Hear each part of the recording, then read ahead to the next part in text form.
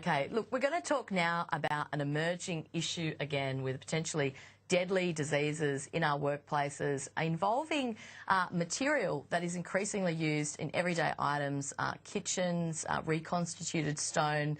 It's a real concern because many of these diseases are things that we thought, I think, had really moved on from, that were safe now, that we didn't have to worry about these sort of issues in our workplace. But there has been evidence that's being heard in a New South Wales parliamentary inquiry that this is an ongoing concern, and we're going to talk now to the New South Wales Greens MP, David Shoebridge, about this issue. Good morning, David. Good day, Samantha.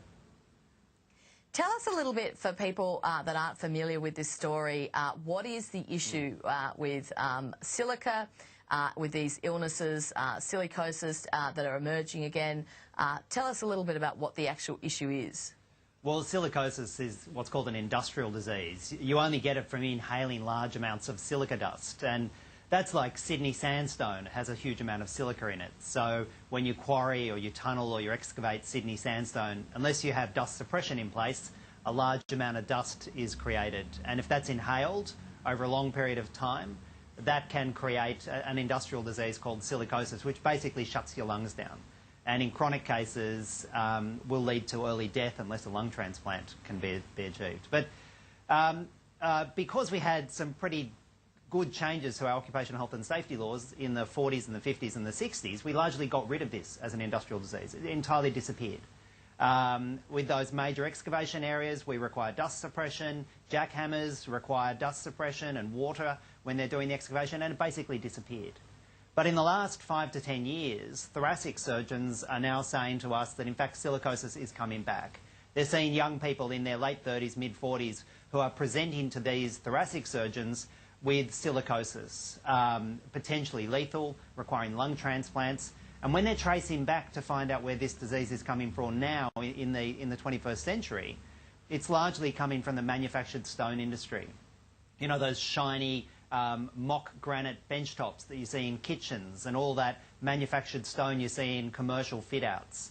And it's the finishing and the cut into shape of that in deeply dangerous, very dangerous conditions, no dust suppression. It's exposing these workers to the silica, and then we're now seeing case after case after case coming forward with silicosis. Distressing stuff, really. David, that is what really struck me, because I think we're all familiar with the dangers of asbestos. In Canberra, we've had the Mr Fluffy scandal, where essentially loose asbestos was packed into people's roofs, and there's obviously going to be an ongoing and devastating potential health impact from that.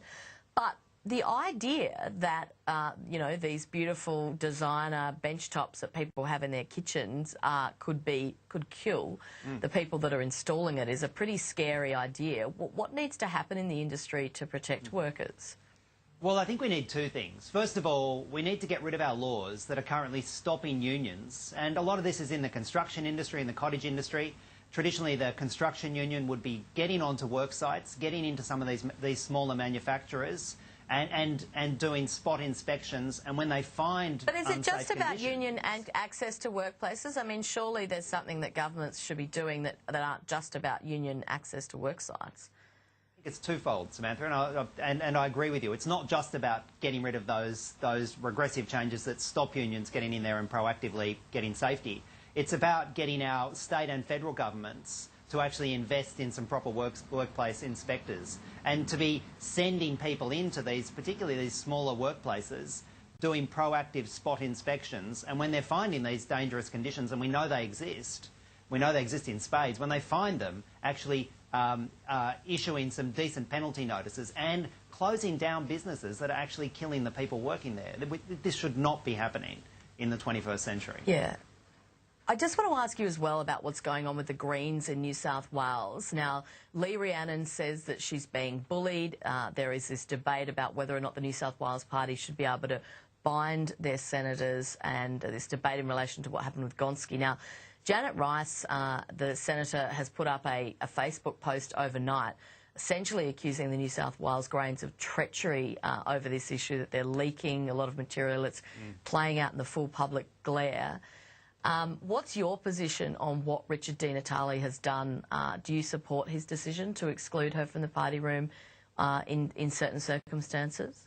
Well, first of all, I haven't seen Janet's post. But more fundamentally, the Greens New South Wales have had a long and proud tradition of having their MPs actually be bound by and responsible to our members. Now, I've been a Greens MP here in New South Wales for more than 6 years, and we have a wonderfully disobedient and feisty membership, extremely engaged, extremely cluey, and they're looking around the world at how politics operates. They're looking at the way Corbyn has garnered the energy from his membership in the UK. They're looking at Bernie Sanders.